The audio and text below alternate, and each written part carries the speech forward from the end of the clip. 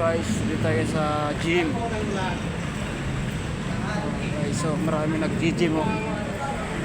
6. Guys, 5.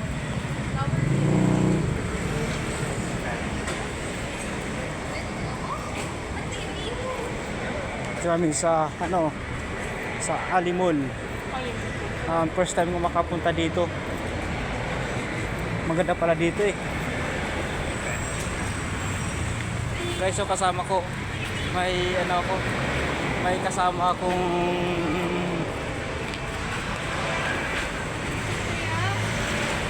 guys, so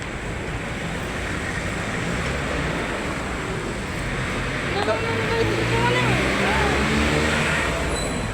pala yung partner ko, partner pa sa akin oh. Dahil akala niya nag